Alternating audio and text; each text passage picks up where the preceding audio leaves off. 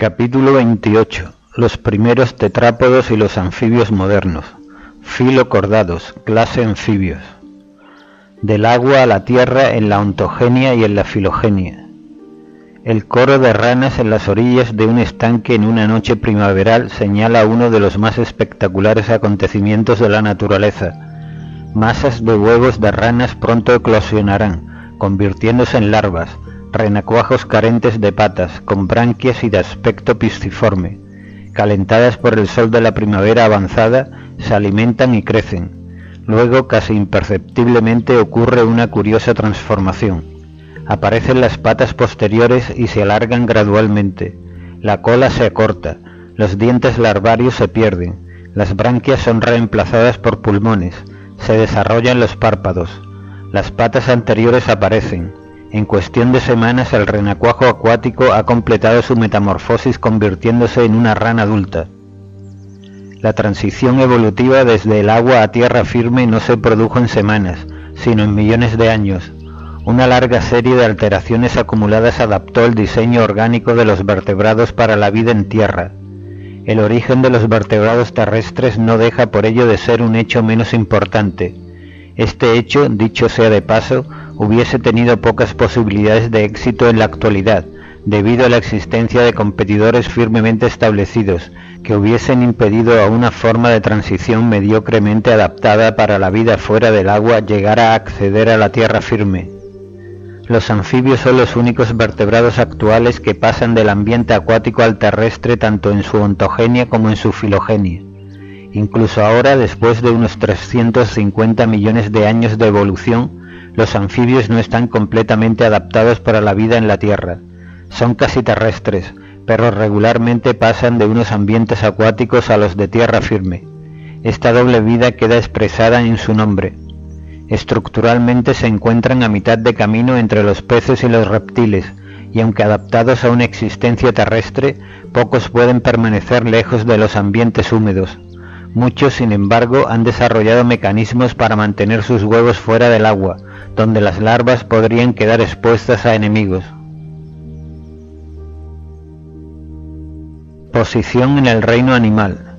Los anfibios son vertebrados ectotérmicos y principalmente cuadrúpedos, con la piel glandular y dependientes del agua para la reproducción. Son uno de los dos grandes grupos de descendientes actuales de los primeros tetrápodos del Devónico, los primeros vertebrados en desarrollar adaptaciones para la respiración, autosoporte, movimiento y captación de sonidos y olores en tierra, a la vez que minimizaron las pérdidas de agua. El otro grupo son los amniotas, reptiles, aves y mamíferos, que completaron la migración hacia la tierra mediante el desarrollo de adaptaciones que les liberaron de la dependencia del agua para la reproducción. Aportaciones biológicas. 1. Estructura esquelética resistente para soportar el peso del cuerpo en tierra y extremidades de tipo tetrápodo con sus correspondientes cinturas para desplazarse en tierra. 2. Sistema respiratorio con pulmones. Algunos anfibios modernos tienen branquias y otros carecen tanto de estas como de pulmones, y narinas internas, pares, coanas, que les permiten respirar por la nariz. 3. Circulación doble, circuitos pulmonar y sistémico independientes y un corazón tricameral. Arterias y venas pulmonares irrigan los pulmones y devuelven la sangre oxigenada al corazón. 4. Los ancestrales receptores sensoriales acuáticos se modificaron para la vida en tierra. El oído con una membrana timpánica y un estribo para transmitir vibraciones al oído interno está diseñado para la recepción de sonidos a través del aire. Para la visión aérea, la córnea, y no el cristalino, pasa a ser la principal superficie de refracción para desviar la luz. Aparecen párpados y glándulas lacrimales para proteger y limpiar el ojo. Se desarrolla un extenso epitelio olfativo que tapiza la cavidad nasal para captar los olores transmitidos por el aire. La adaptación para la vida en el medio terrestre es un aspecto fundamental de la vida del resto de los grupos de vertebrados. Estos animales constituyen una unidad monofilética denominada tetrápodos. Los anfibios y los amniotas, reptiles, aves y mamíferos, representan las dos grandes ramas actuales de la filogenia de los tetrápodos. En este capítulo revisaremos lo que se conoce sobre los orígenes de los vertebrados terrestres y discutiremos el linaje de los anfibios con detalle.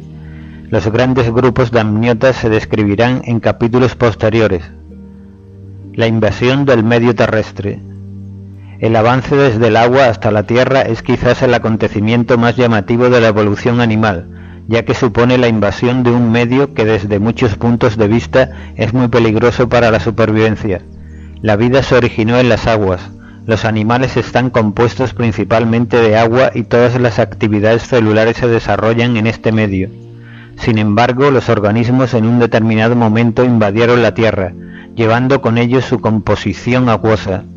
Los insectos y las plantas hicieron la transición mucho antes, y los caracoles pulmonados estaban tanteando la tierra como lugar apropiado donde prosperar al mismo tiempo que evolucionaron los primeros vertebrados terrestres. Aunque la invasión del medio terrestre requirió la modificación de casi todos los sistemas corporales de los vertebrados, tanto los terrestres como los acuáticos mantienen muchas semejanzas básicas, estructurales y funcionales. La transición entre los arquetipos corporales de los vertebrados acuáticos y terrestres se aprecia actualmente de forma clara en los muchos anfibios que llevan a cabo esta transición a lo largo de sus ciclos vitales. Aparte de la diferencia obvia en el contenido de agua entre los medios acuáticos y terrestres, existen varias diferencias claras entre los dos ambientes, que resultan de peculiar importancia para los animales que intentan salir del agua e invadir la tierra durante su ontogenia o su filogenia. 1. Contenido de oxígeno. 2. Densidad. 3. Regulación de temperatura. Y 4. Diversidad de hábitats.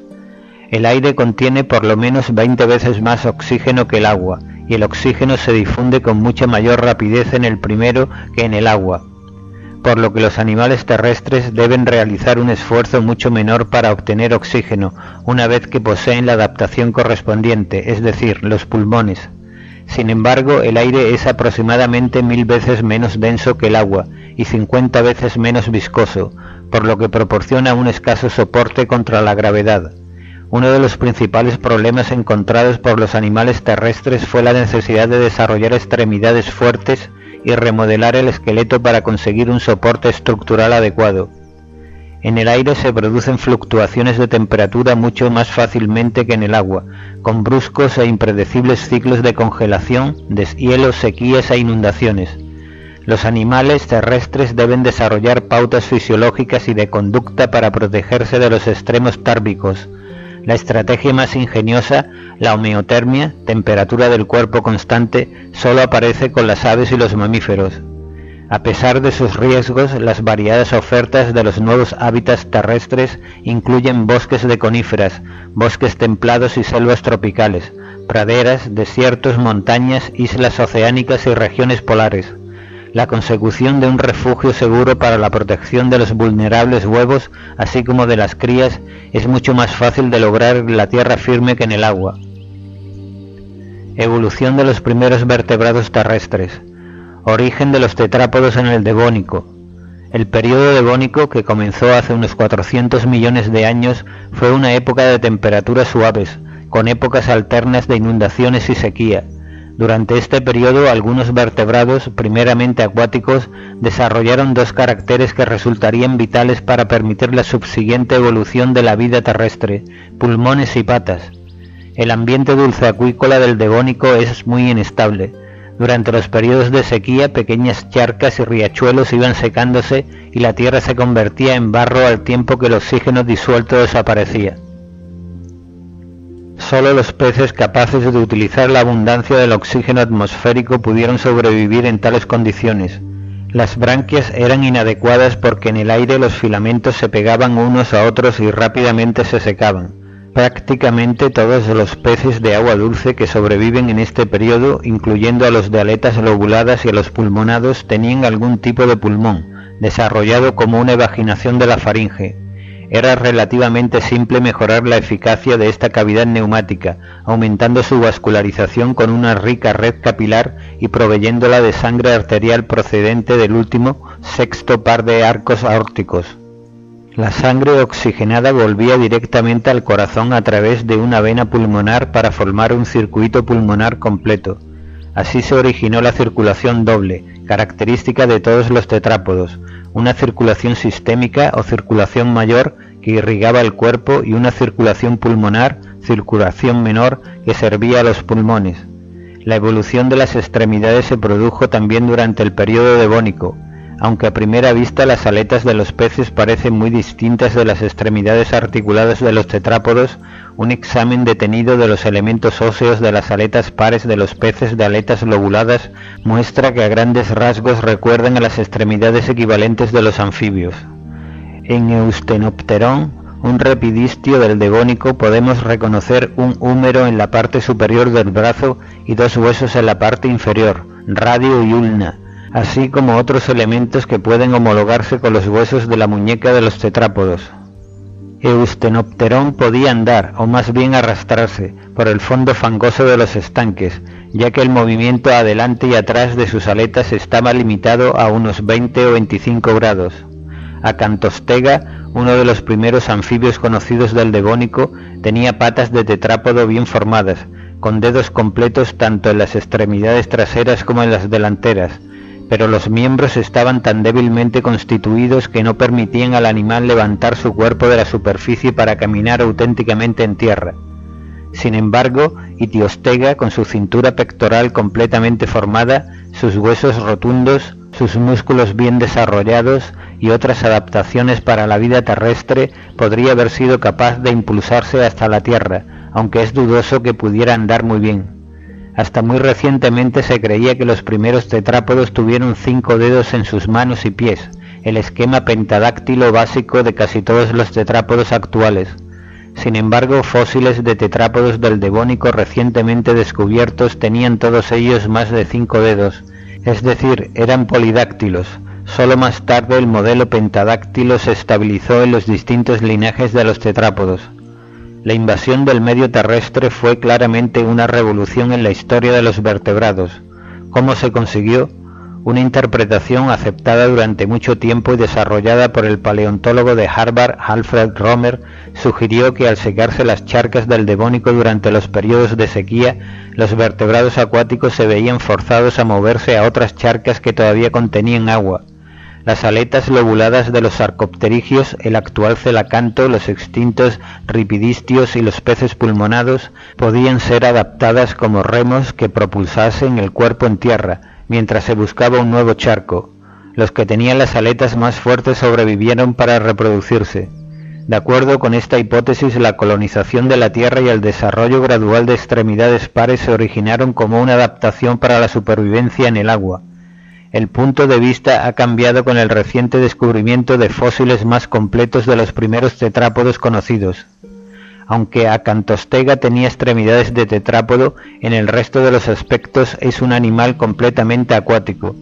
Se está alcanzando actualmente un consenso sobre que los tetrápodos desarrollaron sus patas bajo el agua, y solamente entonces, por razones desconocidas, comenzaron a dirigirse hacia la tierra. Como ya se ha dicho antes, las pruebas apuntan hacia los peces de aletas lobuladas, ripidistios, como antecesores de los vertebrados terrestres. En términos cladistas, contienen al grupo hermano de los tetrápodos. Los rapidistios y los primeros tetrápodos, como Acantostega e Istiostega, comparten varias características del cráneo, los dientes y la cintura pectoral. Ictiostega, del griego ictis, pez, más esteje, techo o cubierta, en referencia al techo del cráneo, que tiene la forma del de un pez, representa una rama temprana de la filogenia de los vertebrados, que poseía varias adaptaciones nuevas, además de extremidades articuladas que lo equipaban para la vida sobre la tierra. Tenía una columna vertebral más fuerte y una musculatura más potente para sustentar el cuerpo en el aire, nuevos músculos para levantar la cabeza, cinturas pectoral y pelviana reforzadas, una caja torácica protectora, una estructura más evolucionada en la región del oído para detectar sonidos aéreos, un relativo acortamiento del cráneo y un alargamiento del hocico que preludiaba una capacidad olfativa superior para detectar olores aéreos muy diluidos.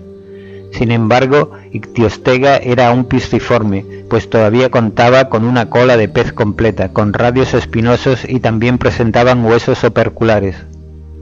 Los huesos de Ictiostega, el más exhaustivamente estudiado de todos los tetrápodos primitivos, fueron descubiertos en la falda de una montaña al este de Groenlandia en 1897 por científicos suecos que buscaban a 3 exploradores perdidos 2 años antes, durante un malogrado intento de alcanzar el Polo Norte en globo.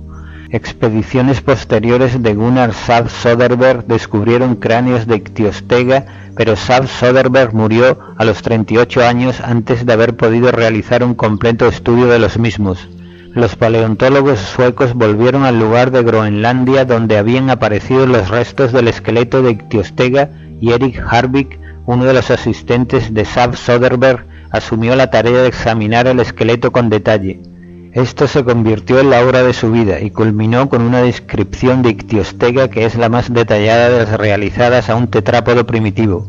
Harvik sufrió un ataque de parálisis en 1994 a los 88 años, pero por entonces ya había completado una extensa monografía sobre ictiostega, que se publicó en 1995.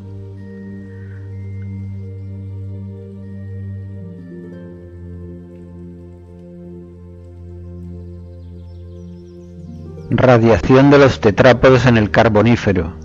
Al caprichoso periodo devónico le siguió el Carbonífero, caracterizado por un clima templado y húmedo, durante el cual los musgos y grandes helechos crecieron en abundancia, en grandes zonas pantanosas. Los tetrápodos se diversificaron rápidamente en este ambiente, produciendo una gran variedad de formas que se alimentaban de la enorme abundancia de insectos disponible, sus correspondientes larvas e invertebrados acuáticos. Las relaciones evolutivas de los primeros tetrápodos son todavía objeto de controversia. Presentamos un cladograma tentativo que con toda seguridad deberá ser revisado en el futuro a la luz de nuevos datos. Además de los lisanfibios que contienen a los anfibios modernos, hay muchos linajes extintos, agrupados bajo el nombre de temnospóndilos.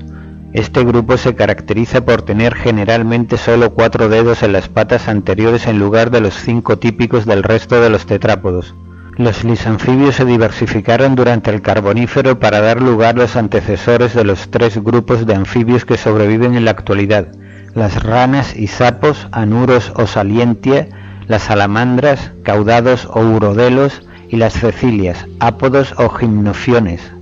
Los primeros anfibios mejoraron sus adaptaciones para vivir en el agua durante este periodo. Sus cuerpos se hicieron más planos para moverse mejor en aguas someras. Las primeras salamandras desarrollaron débiles miembros y la cola se adaptó mejor como órgano nadador. Incluso los anuros, ranas y sapos, que hoy en día son fundamentalmente terrestres en estado adulto, desarrollaron patas traseras especializadas, con membranas interdigitales mejor adaptadas a la natación que a la locomoción en tierra. Todos los anfibios utilizan su piel porosa como un órgano respiratorio primario o accesorio. Esta especialización se vio favorecida por el ambiente húmedo del período Carbonífero, pero planteaba serios problemas de desecación para la vida terrestre. Hay 2 grupos de tetrápodos del Carbonífero y el Pérmico que están generalmente reconocidos, pero que no dejan de ser controvertidos: los lepospóndilos y los antrocosaurios, cuya estructura craneana los acerca más a los amniotas que a los temnospóndilos. Juntos constituyen una segunda rama importante en la filogenia de los tetrápodos.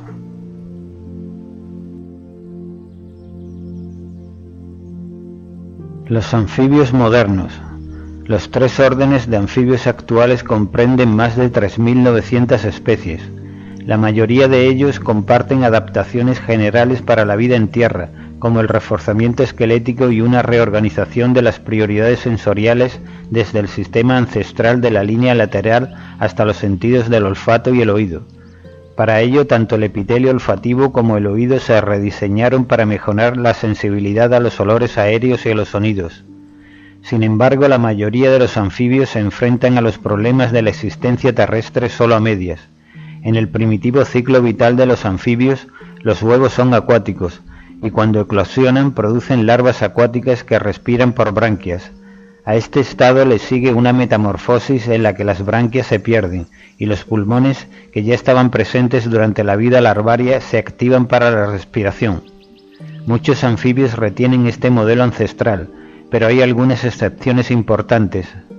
Algunas salamandras carecen de metamorfosis completa y mantienen una morfología larvaria y acuática a lo largo de toda su vida. Otras, en cambio, viven siempre en tierra y han perdido por completo la fase larvaria acuática. Ambos casos son condiciones evolutivamente derivadas. Algunas ranas también han adquirido una existencia estrictamente terrestre por eliminación del estado larvario acuático.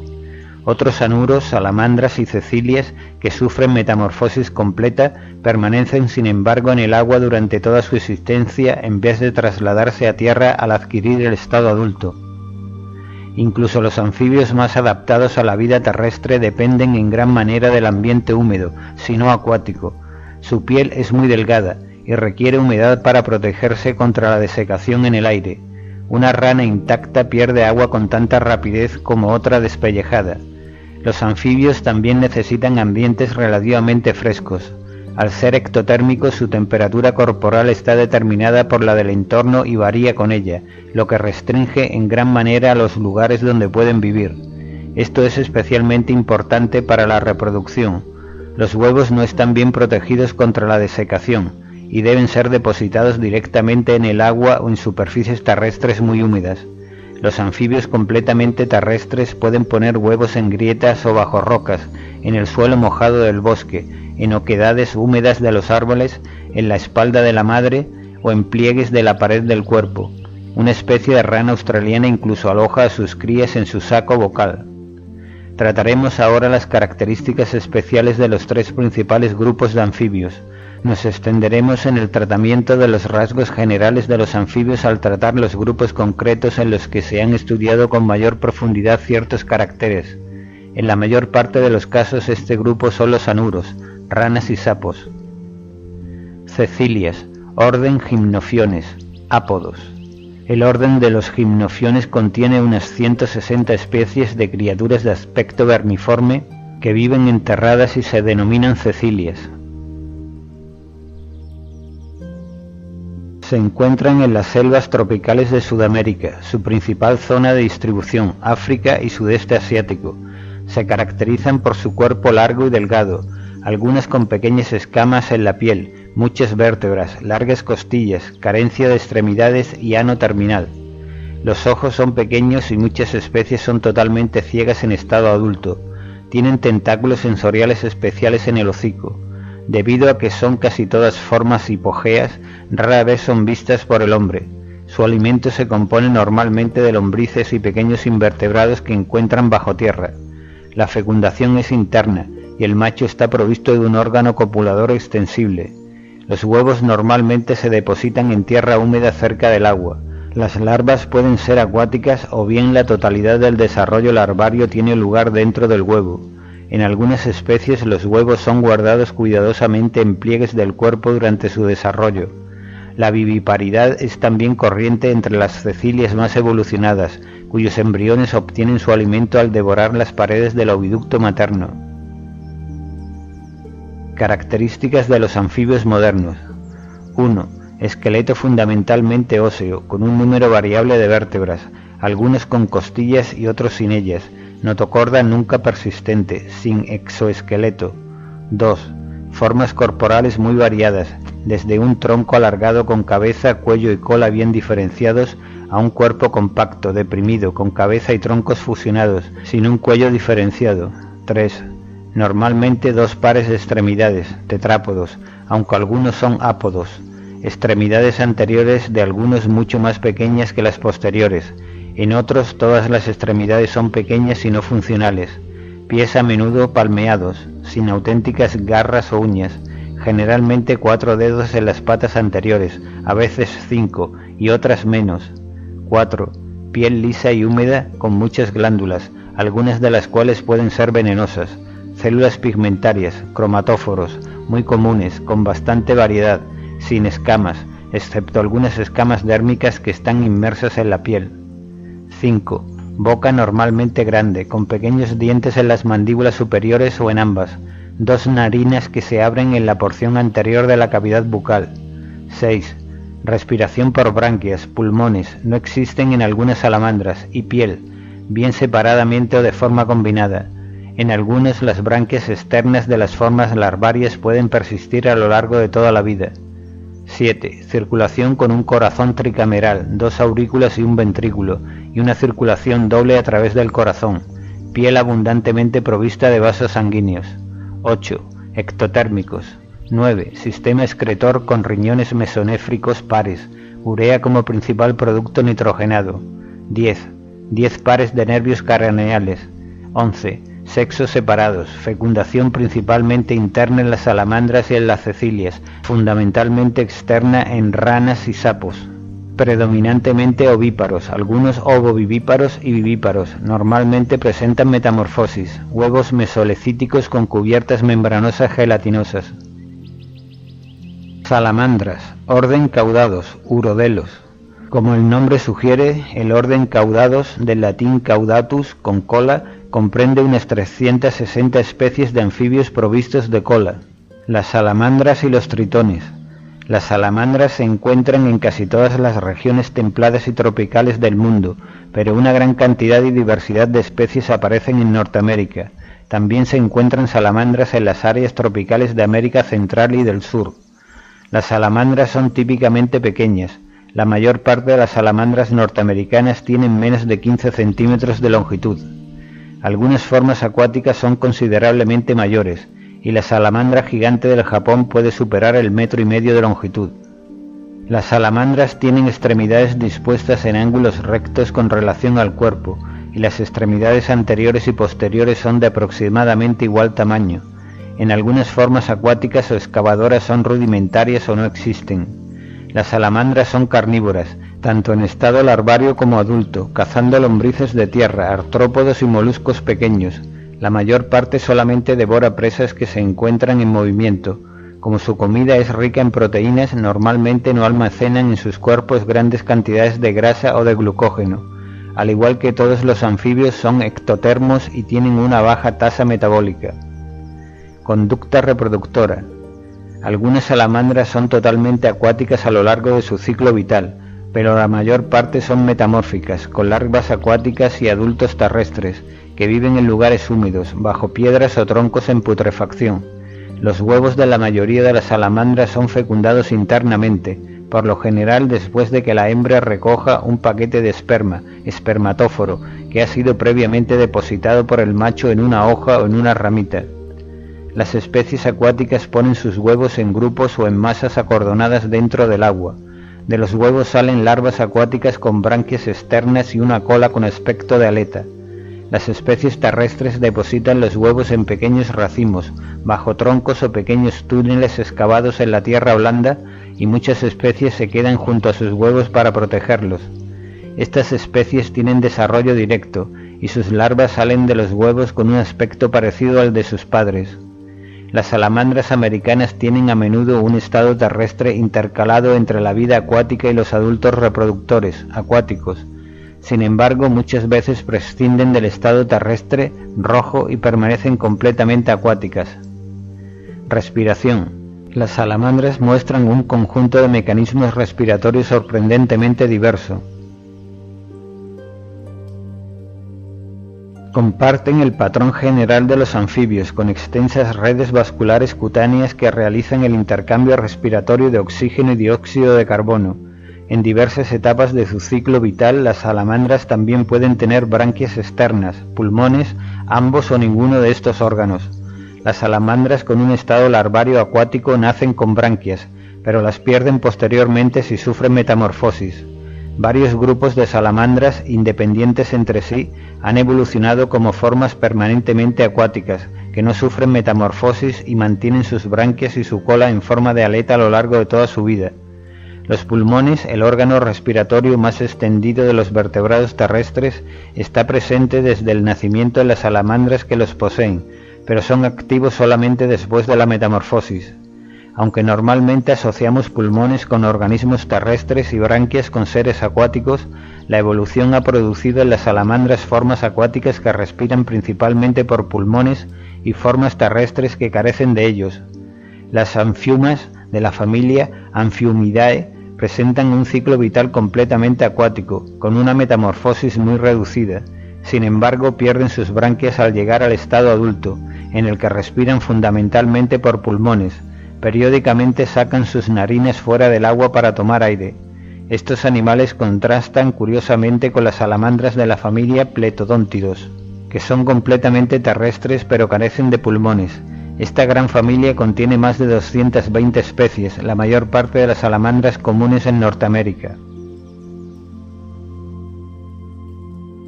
La efectividad de la respiración cutánea aumenta con la penetración de una red capilar dentro de la epidermis, o por el adelgazamiento de la epidermis sobre capilares superficiales dérmicos. La respiración cutánea se complementa con el bombeo de aire por la boca, donde los gases respiratorios se intercambian a través de las membranas vascularizadas de la cavidad bucal, respiración bucofaríngea. Las salamandras sin pulmones, Pletodontidos, pueden haberse originado en rápidos arroyos, en los que la flotación que proporcionan los pulmones hubiese sido una desventaja y donde el agua está tan fría y tan oxigenada que la respiración cutánea resulta suficiente para vivir. Algunos pletodóntidos tienen larvas acuáticas cuyas branquias se pierden en la metamorfosis. Otros retienen permanentemente la forma larvaria con branquias. Muchos otros son completamente terrestres y se distinguen por el hecho de ser los únicos vertebrados sin pulmones ni branquias. Es curioso que el único linaje de salamandras completamente terrestre haya evolucionado de un grupo que carece totalmente de pulmones. Pedomorfosis. Una tendencia filogenética persistente que se observa en la evolución de las salamandras es la retención en estado adulto de caracteres que aparecían solamente en las etapas juveniles de sus antecesores. En consecuencia, ciertos rasgos morfológicos de los ancestros adultos se pierden. Esta condición se denomina pedomorfosis, del griego forma de niño.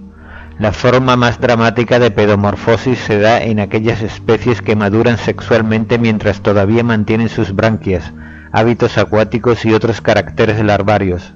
Estas especies no metamórficas reciben el calificativo de perennibranquiadas. El género Necturus, que vive en el fondo de estanques y lagos, es un ejemplo extremo. Esta y muchas otras salamandras son perennibranquiadas obligadas, nunca se ha observado en ellas metamorfosis. Algunas otras especies alcanzan la madurez sexual con morfología larvaria, pero a diferencia de Necturus pueden sufrir metamorfosis hacia formas terrestres en determinadas condiciones ambientales. Un buen ejemplo es Ambystoma tigrinum y otras especies relacionadas de México y los Estados Unidos, cuyos individuos son tanto perennibranquiados como metamorfoseados. Los individuos perennibranquiados se llaman ajolotes. Su hábitat típico son pequeñas charcas que pueden desaparecer por evaporación en la estación seca. Cuando esto ocurre, el ajolote sufre metamorfosis para dar una forma terrestre, perdiendo sus branquias y desarrollando pulmones. Entonces puede viajar por tierra en busca de nuevas charcas donde reproducirse. Puede provocarse artificialmente la metamorfosis en los ajolotes tratándolos con tiroxina, la hormona tiroidea. La tiroxina es esencial para la metamorfosis. La hipófisis parece quedar inactiva en las formas que no sufren metamorfosis, por lo que no produce la hormona tirotropina, necesaria para la estimulación en el tiroides de la secreción de tiroxina. La pedomorfosis toma diferentes formas en distintos grupos de salamandras. Puede afectar a todo el cuerpo o restringirse a determinados órganos o estructuras. Los anfiumas, mencionados más arriba, pierden sus branquias y activan sus pulmones al madurar, pero retienen muchos caracteres generales de la forma larvaria. La pedomorfosis es importante incluso en los terrestres pletodóntidos, que nunca pasan por un estado acuático. Podemos ver los efectos de la pedomorfosis, por ejemplo, en la forma de las manos y los pies del pletodóntido tropical Bolitoglosa. La morfología ancestral de esta especie presentaba dedos bien formados, que crecían desde el esbozo de la mano o pie durante el desarrollo. Algunas especies han perfeccionado su capacidad para trepar por vegetación lisa, como los bananos, el crecimiento de los dedos y consiguiendo así una extremidad con aspecto de paleta. Así los pies y manos pueden producir adhesión y succión para sujetar al animal sobre superficies lisas y verticales, lo que constituye una importante mejora adaptativa. Ranas y sapos, orden Anuros, Salientia. Las más de 3.450 especies de ranas y sapos que constituyen el orden de los anuros, del griego an, sin, más oura, cola, son para la mayor parte de la gente los anfibios más familiares. Los anuros son un grupo antiguo, conocido desde el Jurásico, hace 150 millones de años. Las ranas y los sapos ocupan una gran variedad de hábitats. Su reproducción acuática y su piel permeable al agua les impide alejarse, sin embargo, de esta, y su ectotermia los excluye de las áreas polares y subárticas. El nombre del orden Anuros se refiere a una característica obvia del grupo, la ausencia de cola en los adultos. Aunque todos pasan a través de un estado larvario con cola durante su desarrollo, solamente las especies del género Ascaphus tienen cola en estado adulto. Las ranas y sapos están altamente especializados para un tipo de locomoción a saltos, como sugiere el nombre alternativo de Salientia, que se ha dado al orden y que significa saltos. Además de esto, los anuros se diferencian de los caudados por el aspecto y el modo de vida de sus larvas. De los huevos de la mayoría de las ranas salen renacuajos, carentes de patas y provistos de larga cola, con aletas, branquias externas e internas, sin patas, boca especializada para la fitofagia. Las larvas de salamandra, en contraste, son carnívoras y poseen una anatomía interna muy especializada. Su aspecto y modo de actuar son muy diferentes a los de las ranas adultas. La metamorfosis del renacuajo en rana adulta es, por tanto, una transformación muy radical. La pedomorfosis nunca aparece en ranas y sapos, como lo hacen salamandras. Además de su importancia biomédica y en la enseñanza, las ranas han abastecido tradicionalmente el epicúreo mercado de Ancas. La estrella del mercado es la rana toro, con una demanda tan fuerte en Europa, especialmente en Francia y en Estados Unidos. Las capturas mundiales estimadas son de unos 200 millones de ranas anuales, unas 10.000 toneladas, que sus poblaciones están disminuyendo drásticamente como resultado de la explotación excesiva y de la desecación y contaminación de los humedales. La mayoría son ranas asiáticas importadas de la India y Bangladesh. Solamente en este último país se capturan unos 80 millones cada año en los arrozales. Al eliminar del ecosistema a tantas ranas que se alimentan de insectos, la producción de arroz se ve amenazada por el crecimiento incontrolado de las poblaciones de insectos.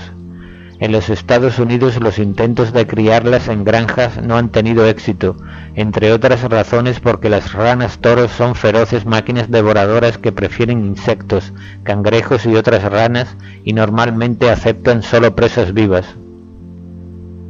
Las ranas y sapos se dividen en 21 familias.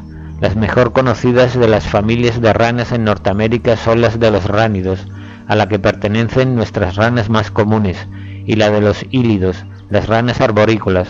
Los verdaderos sapos, que pertenecen a la familia bufónidos, tienen patas cortas, cuerpos rechonchos y pieles gruesas, normalmente recubiertas de verrugas prominentes. Sin embargo, el término sapo se utiliza de forma algo vaga para referirse a los representantes terrestres de otra serie de familias parecidas. El anuro más grande es la rana del oeste africano, Conraua goliath, que tienen más de 30 centímetros de longitud desde el extremo del hocico hasta el ano. Este gigante come animales del tamaño de patos y ratas. La rana más pequeña de la que tenemos noticia es Silophrine didáctila, que con su aproximadamente 1 centímetro de longitud es el tetrápodo más pequeño que se conoce. Esta diminuta rana, que puede ser cubierta con una moneda de 10 centavos, se encuentra en la selva brasileña. La mayor rana americana es la rana toro, rana catesbiana, que alcanza una longitud de cabeza y cuerpo de 20 centímetros. Hábitat y distribución. Probablemente las ranas más conocidas sean las aproximadamente 260 especies del género rana, del griego rana, que se encuentran por todas las regiones templadas y tropicales del mundo, con excepción de Nueva Zelanda, las islas oceánicas y Sudamérica meridional. Se encuentran normalmente cerca del agua, aunque algunas, como la rana parda, rana silvática, pasan la mayor parte de su tiempo en los húmedos suelos forestales. La rana parda posiblemente vuelve a las charcas solo para reproducirse a principios de primavera. Las ranas de mayor tamaño, como la rana toro, rana catesbiana y la verde, rana climitans, casi siempre se encuentran dentro o cerca de aguas permanentes o en regiones pantanosas. La rana leopardo, rana pipiens, tiene una variedad de hábitat más amplia y con todas sus subespecies y formas es la más ampliamente distribuida de todas las ranas norteamericanas. Esta es la especie más corrientemente utilizada en los laboratorios de biología y para la investigación electrofisiológica clásica. Casi todos los estados de Norteamérica tienen una forma típica de esta rana, aunque en las partes más occidentales de la costa del Pacífico es rara. También se extiende por el Canadá septentrional y alcanza por el sur hasta el mismo Istmo de Panamá. Dentro del área de distribución de cualquier especie de rana, los animales pueden verse restringidos a determinadas localidades, por ejemplo ciertos riachuelos o charcas, o pueden ser escasos, faltando por completo en lugares con condiciones de vida idénticas a otras en donde son abundantes. Rana palustris es especialmente significativa en este sentido, porque solo es abundante en localidades muy concretas. Estudios recientes han demostrado que muchas poblaciones de ranas de todo el mundo pueden sufrir descensos en su número y adoptar distribuciones más aisladas de lo habitual. Las causas de este fenómeno son desconocidas. La mayor parte de las ranas de mayor tamaño son de hábitos solitarios, excepto durante la estación de cría, época esta en que son muy ruidosas, especialmente los machos. Normalmente cada macho toma posesión de una zona particular, donde puede permanecer durante horas o incluso días, tratando de atraer a una hembra. En algunos momentos las ranas están silenciosas y su presencia no es detectada hasta que son molestadas. Cuando entran en el agua se zambullen rápidamente para alcanzar el fondo de la charca, en donde remueven una nube de agua fangosa. Al nadar mantienen las extremidades anteriores cerca del cuerpo y patean hacia atrás con las patas posteriores, cuyos pies tienen dedos palmeados. Cuando llegan a la superficie para respirar, solo quedan expuestas la cabeza y partes anteriores y como normalmente suelen utilizar como protección la vegetación, son difíciles de localizar. ¿Cuál es la razón del declive mundial ampliamente constatado de las poblaciones de anfibios, especialmente de ranas? Hay pruebas desconcertantes de que mientras las poblaciones de anfibios decaen en ciertas regiones del globo, en otras sobreviven bastante bien. No hay una única explicación aplicable a todos los casos de descenso poblacional. En algunos casos los cambios son simplemente fluctuaciones aleatorias producidas por sequías recurrentes u otros fenómenos naturales.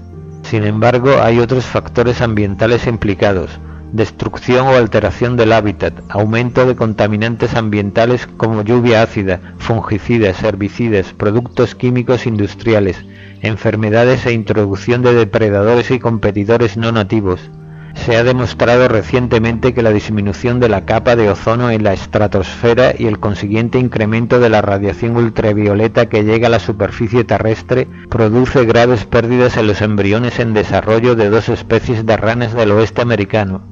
Los huevos de ranas y sapos, al quedar en la superficie de las charcas y estanques, son especialmente sensibles a la acción dañina de la radiación ultravioleta sobre el ADN celular. Así, hay una o más causas para explicar ciertos declives poblacionales. En otros casos, las razones no son tan obvias.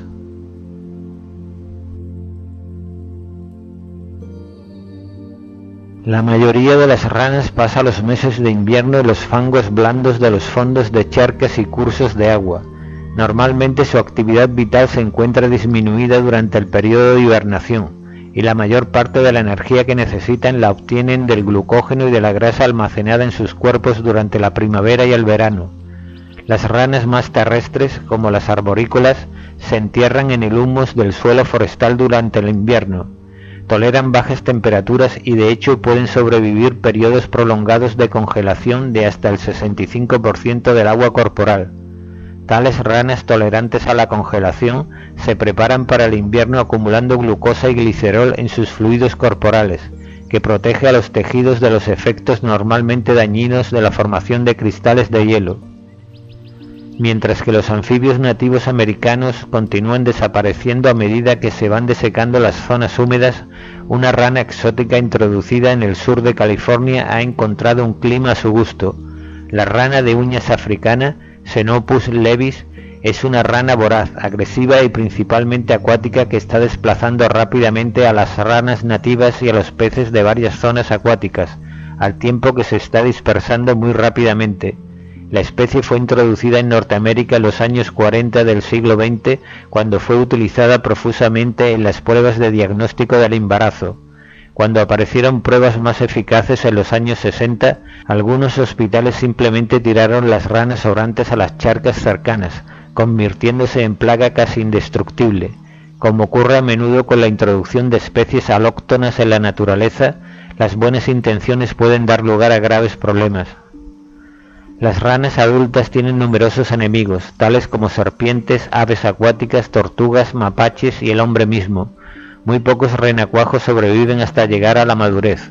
Aunque normalmente carecen de defensas, en las zonas tropicales y subtropicales muchas ranas y sapos son agresivos, saltando y mordiendo a sus depredadores. Algunas se defienden fingiendo estar muertas. La mayoría de los anuros pueden hinchar de aire los pulmones, de manera que resultan difíciles de tragar. Si se las molesta en las orillas de un arroyo o de una charca, las ranas normalmente permanecen quietas. Cuando se sienten descubiertas saltan, pero no siempre al agua, donde puede haber enemigos esperándolas, sino a la vegetación que crece en las orillas de la charca. Cuando se tienen en la mano, las ranas pueden dejar de luchar durante un momento para desconcertar a su depredador y de repente saltar de forma violenta, al tiempo que expulsan su orina. Su mejor protección es su capacidad para saltar y el uso de glándulas venenosas. Las ranas toro en cautividad no dudan en morder a sus verdugos y son capaces de infligir dolorosos mordiscos. Tegumento y coloración. La piel de la rana es fina y húmeda y se encuentra laxamente sujeta al cuerpo tan solo en unos determinados puntos. Histológicamente la piel está formada por dos capas, una epidermis externa estratificada y una dermis interna esponjosa. La capa externa de células epidérmicas, que es renovada periódicamente cuando un sapo o una rana mudan, contiene depósitos de queratina, una proteína fibrosa y resistente que es en cierta medida una protección contra el desgaste y la pérdida de agua de la piel. Los anfibios más terrestres, como los sapos, tienen acúmulos particularmente gruesos de queratina, pero la queratina de los anfibios es blanda, a diferencia de la queratina dura que forma las escamas, garras, plumas, cuernos y pelos de los amniotas. La capa interna de la epidermis da origen a dos tipos de glándulas tegumentarias que crecen dentro de los tejidos dérmicos subyacentes. Pequeñas glándulas mucosas segregan un moco protector impermeable sobre la superficie de la piel, y las grandes glándulas serosas producen un veneno acuoso y blanquecino que es altamente irritante para los potenciales depredadores. Todos los anfibios producen venenos en el tegumento, pero su efectividad varía de una especie a otra y según los diferentes depredadores. El extremadamente tóxico veneno de Phyllobates, un género de pequeñas ranas dendrobátidas sudamericanas, es utilizado por las tribus indias de Colombia para envenenar las puntas de sus flechas. Las especies de la familia Dendrobátidos producen secreciones cutáneas tóxicas, algunas de las cuales se cuentan entre las más potentes secreciones animales conocidas. A igual cantidad son más ponzoñosas incluso que los venenos de las serpientes marinas o de los más venenosos arácnidos. El color de la piel en la rana es producido por células pigmentarias específicas, los cromatóforos, localizadas principalmente en la dermis. Los cromatóforos de los anfibios, como los de muchos peces y reptiles, son células ramificadas que contienen pigmento, el cual se puede concentrar en una pequeña área o quedar disperso en todas las prolongaciones ramificadas para controlar la coloración de la piel. En los anfibios aparecen tres tipos de cromatóforos. Los más superficiales son los xantóforos, que presentan pigmentos rojos, anaranjados o amarillos. Debajo se sitúan los iridióforos, con un pigmento plateado y cristalino, y los más profundos son los melanóforos, que contienen la melanina negra o parda. Los iridióforos actúan como diminutos espejos que reflejan la luz a través de los xantóforos, para producir la brillante coloración tan llamativa de muchas ranas tropicales. Quizás sorprendentemente, los colores verdes tan comunes en ranas norteamericanas no son producidos por pigmentos verdes, sino por la interacción de xantóforos que contienen un pigmento amarillo y los iridióforos subyacentes que por reflexión y dispersión de la luz, dispersión de Tyndall, producen color azul. La luz azul es filtrada por el pigmento amarillo superpuesto y da una apariencia verdosa. Muchas ranas pueden camuflarse, acomodando su coloración a la del sustrato. Sistemas esquelético y muscular. En los anfibios, como en otros vertebrados, el endoesqueleto bien desarrollado de hueso y cartílago proporciona el punto de apoyo para los músculos del movimiento y protección para las vísceras y el sistema nervioso. Pero el movimiento en tierra y la necesidad de transformar las aletas con forma de remos en patas de tetrápodos capaces de soportar el peso del cuerpo introdujo una nueva serie de fuerzas y problemas de palancas. Los cambios son particularmente notables en los anuros, cuyo sistema musculoesquelético completo está especializado para el salto y la natación, mediante contracciones simultáneas de los extensores de las patas posteriores. La columna vertebral de los anfibios adquiere una nueva función como soporte, del que pende el abdomen y al cual se fijan las patas. Dado que los anfibios se mueven con estas, en vez de nadar con contracciones seriadas de la musculatura miotómica del tronco, la columna vertebral ha perdido mucha de la flexibilidad original que caracterizaba a los peces. Se ha convertido en un eje rígido para la transmisión de fuerza desde las patas posteriores al cuerpo. Los anuros además se han especializado en un acortamiento extremo del cuerpo. Las ranas típicas solamente tienen 9 vértebras troncales y un urostilo cilíndrico que representa la fusión de varias vértebras caudales, cóccix. Las cecilias, que al ser ápodas no han compartido obviamente estas especializaciones de la locomoción tetrápoda, pueden tener hasta 285 vértebras. El cráneo de la rana se encuentra también ampliamente modificado si lo comparamos con sus antecesores vertebrados. Es mucho más ligero, de perfil más deprimido y presenta menos huecos y menos osificación.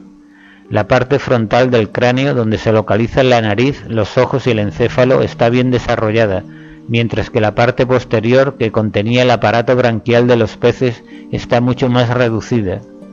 El modelo de huesos y músculos de las extremidades es el típico de los tetrápodos. Existen 3 articulaciones principales en cada una de ellas: cadera, rodilla y talón, o bien hombro, codo y muñeca. La mano o pie es una estructura básicamente pentarradiada, pentadáctila, con varias articulaciones en cada uno de los dedos. Es un sistema repetitivo que puede desviarse sin mayores problemas de la estructura ósea de la aleta de los ripistidios, la cual preludiaba la extremidad de los anfibios. No es difícil imaginar cómo las presiones selectivas a lo largo de millones de años remodelaron aquella aleta ancestral en la extremidad de los tetrápodos. Los músculos de las extremidades derivan presumiblemente de los músculos radiales que movían las aletas de los peces arriba y abajo, pero la disposición muscular se ha hecho tan compleja en el apéndice tetrápodo que ya no es posible distinguir paralelismos entre esta y la musculatura de las aletas. A pesar de esta complejidad, podemos reconocer 2 grandes grupos de músculos en cualquier apéndice: un grupo anterior y ventral que tira de él hacia adelante y hacia la línea media del cuerpo, protracción y aducción, y un segundo complejo de músculos posteriores y dorsales que sirve para mover hacia atrás el apéndice y separarlo del cuerpo, retracción y abducción. La musculatura troncal, que en los peces está organizada segmentariamente en una serie de bandas musculares poderosas, miómeros, para una locomoción con flexiones laterales, quedó muy modificada durante la evolución de los anfibios. Los músculos dorsales, epaxiales, están dispuestos para sostener la cabeza y sujetarla a la columna vertebral. La musculatura ventral y paxial está más desarrollada en los anfibios que en los peces, ya que los anfibios deben soportar sus vísceras en el aire sin la ayuda que supone la flotación del cuerpo en el agua. Respiración y vocalización. Los anfibios utilizan 3 superficies respiratorias para el intercambio gaseoso: la piel, respiración cutánea; la boca, respiración bucal; y los pulmones. Las ranas y los sapos muestran una mayor dependencia de la respiración pulmonar que las salamandras. Sin embargo, la piel continúa siendo un importante aporte suplementario de intercambio gaseoso en los anuros, especialmente durante la hibernación. Incluso bajo condiciones normales, cuando predomina la respiración pulmonar, la mayor parte del dióxido de carbono se pierde por la piel, mientras que la mayor parte del oxígeno se incorpora a través de los pulmones. Los pulmones están regados por arterias pulmonares, derivadas del sexto par de arcos aórticos, y la sangre vuelve directamente a la aurícula izquierda a través de las venas pulmonares. Los pulmones de las ranas son ovoides y elásticos, con sus superficies internas divididas por una red de tabiques, subdivididos a su vez en pequeñas cámaras aéreas terminales llamadas alvéolos. Estos son mucho más grandes que los de los vertebrados más evolucionados y por tanto el pulmón de las ranas tiene una menor superficie relativa dispuesta para el intercambio gaseoso. La superficie respiratoria de la rana común, Rana pipiens, es alrededor de 20 cm² por centímetro cúbico de aire contenido, comparada con los 300 cm² del hombre. El problema en la evolución del pulmón no ha consistido en el desarrollo de una buena superficie vascular interna, sino en el movimiento del aire dentro del pulmón. Una rana es un animal que respira por presión positiva, ya que llena sus pulmones forzando al aire a entrar en ellos, lo que contrasta con el sistema de presión negativa de los amniotas. La secuencia de la respiración de una rana y su explicación están representadas en la figura 28-20. Se puede seguir fácilmente esta secuencia en un sapo vivo mientras descansa. Los movimientos rítmicos de la garganta y de la boca pueden continuar durante algún tiempo antes de que los movimientos de los flancos indiquen que los pulmones se están vaciando y volviendo a llenar. Tanto las ranas machos como las hembras presentan cuerdas vocales, pero las de los machos están mucho mejor desarrolladas. Se localizan en la laringe o caja de resonancia. El sonido se produce al pasar aire hacia adelante y hacia atrás de las cuerdas vocales, entre los pulmones y un par de grandes sacos, bolsas vocales, en la base de la boca. Estos últimos también sirven como eficaces cámaras de resonancia en el macho. La principal función de la voz es atraer a la pareja. La mayor parte de las especies tienen cantos característicos que las identifican. Casi todo el mundo está familiarizado con los estridentes cantos de algunos anuros, que resultan increíblemente sonoros para animales tan pequeños. Otro sonido familiar para los residentes de los Estados Unidos más meridionales son las sonoras llamadas de las ranas toro. Las notas bajas de la rana verde se parecen al sonido de un banjo y las notas de una rana leopardo son largas y guturales. En la actualidad, la mayor parte de estos sonidos están recogidos en discos disponibles para el público. Circulación. Al igual que en los peces, la circulación de los anfibios es un circuito cerrado de venas y arterias que sirve a una vasta red periférica de capilares a través de la cual la sangre es impulsada por la acción de una sola bomba de presión, el corazón. Los cambios principales en el circuito suponen el paso de la respiración branquial a la pulmonar. Al eliminar las branquias se eliminó también uno de los principales obstáculos del flujo de sangre en el circuito arterial, pero aparecieron dos nuevos problemas. El primero era proporcionar un circuito sanguíneo a los pulmones. Como hemos visto, esto se solucionó convirtiendo el sexto arco aórtico en unas arterias pulmonares que servían a los pulmones y desarrollando unas venas pulmonares para devolver sangre oxigenada al corazón. El segundo y evidentemente más difícil problema evolutivo fue separar la nueva circulación pulmonar de la del resto del cuerpo, de tal manera que la sangre oxigenada de los pulmones fuese selectivamente enviada al cuerpo y la sangre venosa desoxigenada procedente del cuerpo pudiese ser específicamente enviada a los pulmones. En la práctica esto supone crear una circulación doble que consista en dos circuitos independientes, pulmonar y sistémico. Esto quedó resuelto en los tetrápodos con el desarrollo de una división del corazón en un plano meridiano, formando una doble bomba, una para cada circuito. Los anfibios y los reptiles han realizado la separación de este corazón en grado variable, pero es completa en las aves y los mamíferos, que tienen un corazón totalmente dividido en dos aurículas y dos ventrículos. El corazón de la rana tiene dos aurículas separadas o atrios y un ventrículo indiviso.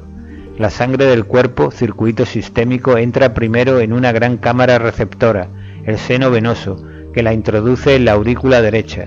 La aurícula izquierda recibe sangre recién oxigenada procedente de los pulmones. Hasta este punto la sangre desoxigenada del cuerpo y la oxigenada de los pulmones están separadas, pero ahora ambas aurículas se contraen casi simultáneamente y envían la sangre auricular derecha e izquierda dentro del único ventrículo. Deberíamos entonces esperar que se produjera una completa mezcla de ambas circulaciones en este momento. Lo cierto es que existen pruebas de que por lo menos en algunos anfibios la sangre permanece fundamentalmente separada, de tal manera que cuando el ventrículo se contrae la sangre oxigenada pulmonar es enviada al circuito sistémico y la sangre sistémica desoxigenada es enviada al circuito pulmonar. La válvula espiral en el cono arterioso puede desempeñar un papel importante en mantener una distribución selectiva. El tema es motivo de controversia y se ha resistido a un análisis completo, a pesar de la aplicación de técnicas avanzadas, utilizando medios radioopacos y fotografía de alta velocidad. Alimentación y digestión.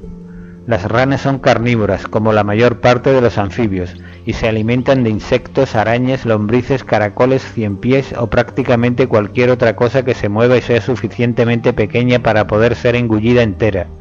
Atrapan presas en movimiento con su lengua extensible que se ancla en el borde anterior de la boca y tiene su extremo posterior libre.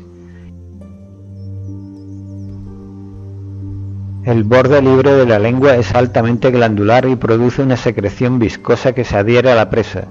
Cuando existen dientes sobre los premaxilares, maxilares y vómeres son utilizados para evitar que la presa escape, no para morder o para masticar. El tracto digestivo es relativamente corto en los anfibios adultos, una característica de la mayor parte de los carnívoros, y produce gran variedad de enzimas para degradar proteínas, hidratos de carbono y grasas. Los estados larvarios de los anuros, renacuajos, suelen ser normalmente herbívoros, alimentándose de algas y otras materias vegetales. Tienen un tracto digestivo relativamente largo, ya que su comida debe ser sometida a una fermentación prolongada antes de que se puedan absorber los productos útiles que contiene. Sistema nervioso y órganos sensoriales. Las tres regiones fundamentales del encéfalo: encéfalo anterior o telencéfalo, relacionado con el olfato; encéfalo medio o mesencéfalo, relacionado con la visión; y encéfalo posterior o rombencéfalo, relacionado con la audición y el equilibrio, han sufrido llamativos cambios en su desarrollo, a medida que los vertebrados pasaron a tierra y mejoraron sus capacidades de percepción del medio. En general existe una cefalización creciente con énfasis en el procesado de información por parte del encéfalo y la correspondiente pérdida de la independencia de los ganglios espinales, que son solamente capaces de comportamientos reflejos estereotipados. De todas formas, una rana decapitada conserva una gran capacidad de comportamiento coordinado voluntario. Con solo la médula espinal intacta puede mantener la postura normal del cuerpo y con gran precisión levantar su pata para quitarse un papel de filtro que se ha quedado pegado a la piel y que lleve un poco de ácido diluido. Incluso utilizará para este propósito la pata opuesta si la más cercana ha sido inmovilizada de alguna manera. El encéfalo anterior contiene el centro olfativo que desempeña el importante cometido de detectar los olores diluidos en el aire. El sentido del olfato es de hecho uno de los principales en las ranas. El resto del encéfalo anterior, el cerebro, tiene poca importancia en los anfibios. En su lugar, las actividades integradoras complejas de la rana están localizadas en los lóbulos ópticos del encéfalo medio. El encéfalo posterior está dividido en un cerebelo anterior y una médula posterior. El cerebelo se ocupa del equilibrio y la coordinación de los movimientos, y no está bien desarrollado en los anfibios, que permanecen cerca del suelo en todo momento y que no son particularmente hábiles en lo que a movimiento se refiere. El cerebelo se desarrolla enormemente en los vertebrados rápidos, como son los mamíferos y las aves. La médula oblonga es realmente el extremo anterior dilatado de la médula espinal, a través de la cual pasan todas las neuronas sensoriales, con excepción de la vista y del olfato. Aquí se localizan los centros de los reflejos auditivos, la respiración, la deglución y el control vasomotor. La evolución de una vida semiterrestre para los anfibios ha requerido una reordenación de los receptores sensoriales en tierra. La línea lateral, sistema acústico lateral, sensible a las presiones y propio de los peces, únicamente persiste en las larvas acuáticas de los anfibios y en los adultos de algunas especies estrictamente acuáticas. Este sistema, por supuesto, no tiene mucha utilidad en tierra, ya que ha sido diseñado para detectar y localizar objetos en el agua gracias a ondas de presión reflejadas. En vez de ello, la tarea de detección de sonidos aéreos recae en el oído. El oído de una rana comparado con el de los amniotas es una estructura primitiva, un oído medio cerrado externamente por una gran membrana timpánica y que contiene un osículo, columela, que transmite las vibraciones al oído interno. Este contiene el utrículo, del que surgen los canales semicirculares, y un sáculo con un divertículo, la alagena.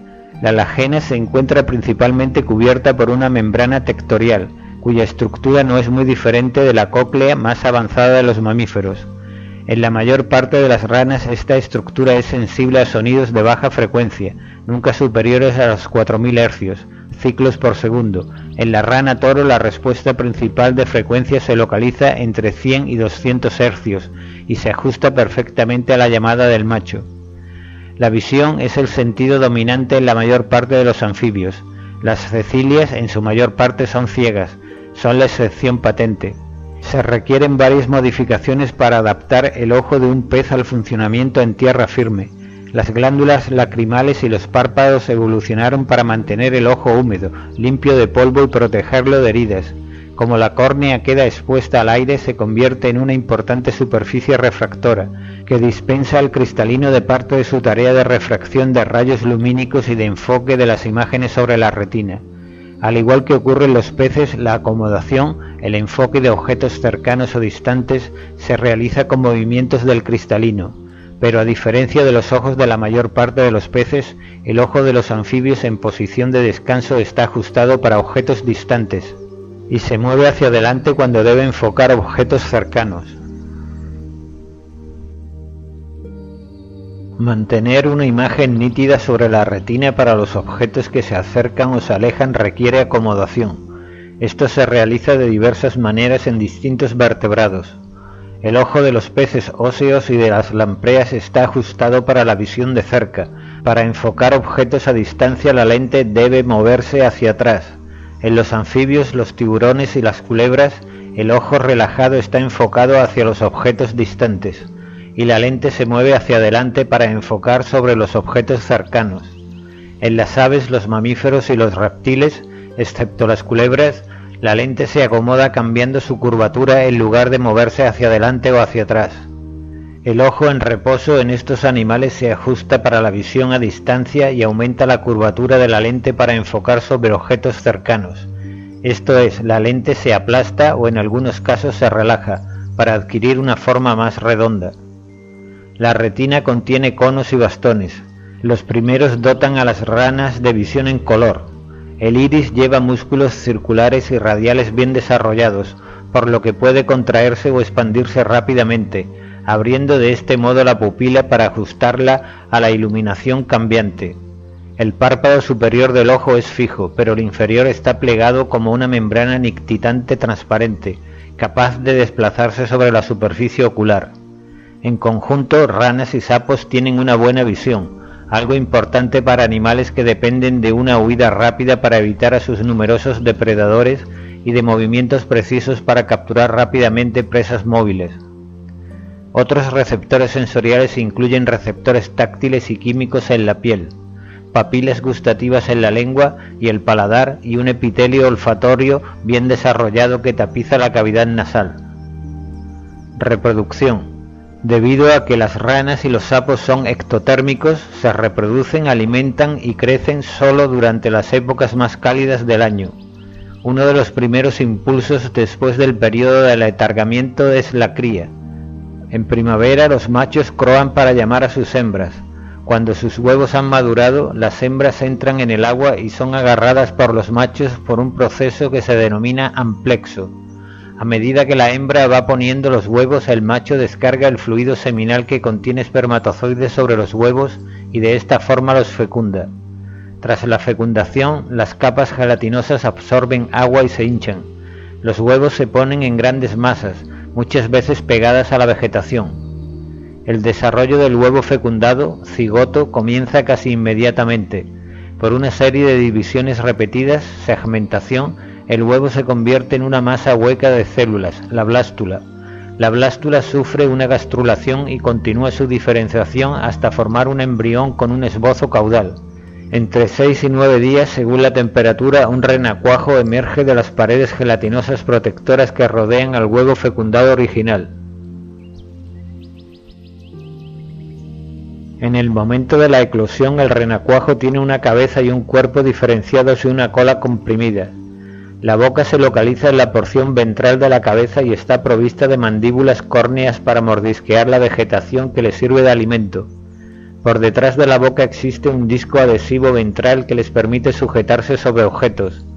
Por delante de la boca tiene 2 aberturas profundas, que posteriormente se convertirán en las narinas. Aparecen engrosamientos a ambos lados de la cabeza, que acabarán convirtiéndose en las branquias externas. Finalmente habrá 3 pares de branquias externas, que después serán reemplazadas por 3 pares internos cubiertos por una solapa cutánea, el opérculo, a cada lado. En el lado derecho el opérculo se fusiona completamente con la pared del cuerpo, pero en la zona izquierda queda una abertura, el espiráculo, del latín spiraculum, respiradero, a través del cual el agua fluye después de haber entrado por la boca y pasado por las branquias internas. Las patas posteriores aparecen primero, mientras que las anteriores durante un tiempo están enmascaradas por los pliegues del opérculo. La cola es reabsorbida, el intestino se acorta y la boca sufre una transformación hasta su estructura adulta. Se desarrollan los pulmones y se reabsorben las branquias. La rana leopardo normalmente completa su metamorfosis en un periodo de 3 meses. La rana toro necesita de 2 a 3 años para completar el proceso. Las migraciones de las ranas y de los sapos están relacionadas con sus hábitos reproductores. Los machos normalmente vuelven a una charca o riachuelo antes que las hembras, que son posteriormente atraídas por sus llamadas. Algunas salamandras también tienen un fuerte instinto de orientación, volviendo año tras año a la misma charca para reproducirse, guiadas por estímulos olfativos. El estímulo inicial para la migración parece ser atribuible en muchos casos a un ciclo estacional de las gónadas, más cambios hormonales que aumentan la sensibilidad de las ranas a oscilaciones de temperatura y humedad. Clasificación de la clase anfibios. Orden Gymnophiones, del griego gymnos, desnudos, más ophioneos, serpientes. Los sápodos, cecilias. Cuerpo anguiliforme, sin extremidades ni cinturas, algunos presentan en la piel escamas mesodérmicas. La cola es corta o falta, de 95 a 285 vértebras, pantropicales, 6 familias, 34 géneros, aproximadamente 160 especies. Orden Caudata, del latín caudatus, con cola, los urodelos, salamandras y tritones. Cuerpo con cabeza, tronco y cola, sin escamas, normalmente 2 pares de extremidades iguales, entre 10 y 60 vértebras, predominantemente holárticos, 9 familias, 62 géneros, aproximadamente 360 especies. Orden Anura, del griego an, sin, más oura, cola, salientia, ranas y sapos, cabeza y tronco fusionados, sin cola, sin escamas, 2 pares de extremidades, boca grande, pulmones, entre 6 y 10 vértebras, incluyendo urostilo, el coxis, cosmopolitas, predominantemente tropicales, 21 familias, 301 géneros, aproximadamente 3.450 especies. Resumen. Los anfibios son vertebrados cuadrúpedos primitivos y ectotérmicos que poseen una piel glandular y respiración pulmonar, branquial o cutánea. Son los supervivientes de una de las 2 grandes ramas de la filogenia de los tetrápodos. Los representantes actuales de la otra rama son los amniotas. Los anfibios modernos se dividen en 3 grupos evolutivos. Las cecilias, orden Gymnophiones, son un pequeño grupo tropical de formas alargadas y ápodas. Las salamandras, orden Caudados, son anfibios con cola que han mantenido el arquetipo con 4 patas de sus antecesores paleozoicos. Las ranas y sapos, orden Anuros, son el mayor grupo de anfibios actuales y están especializados para la locomoción a saltos. La mayoría de los anfibios tienen un ciclo vital bifásico que comienza con una larva acuática. Esta larva sufre una metamorfosis para dar lugar a un adulto terrestre que vuelve al agua para poner los huevos. Algunas ranas, salamandras y cecilias han conseguido un desarrollo directo que omite la etapa larvaria acuática, y algunas cecilias incluso presentan viviparismo. Las salamandras son únicas entre los anfibios por presentar varias especies perennibranquiadas que retienen la morfología larvaria durante toda su vida, eliminando por completo la fase larvaria. La condición perennibranquiada es obligada en varias especies, pero en otras puede inducirse la metamorfosis a un estado terrestre mediante la desecación del hábitat acuático. Aunque los anfibios han desarrollado adaptaciones en la fase acuática de su ciclo, las correspondientes a su existencia terrestre son particularmente notables. El intercambio respiratorio de gases se produce a través de la piel en todos los anfibios y se complementa en muchos de ellos mediante pulmones. Sorprendentemente, las salamandras más estrictamente terrestres carecen de pulmones, mientras que otras formas acuáticas utilizan los pulmones como su principal mecanismo respiratorio.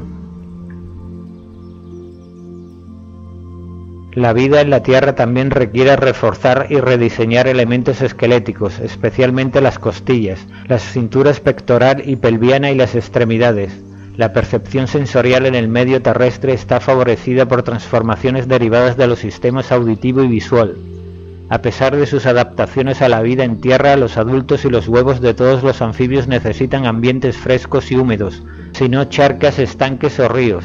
Los huevos y la piel de los adultos no tienen una protección eficaz ante condiciones de frío, calor o sequedad, lo que restringe en gran manera la radiación adaptativa de los anfibios a los ambientes con temperaturas moderadas y agua abundante.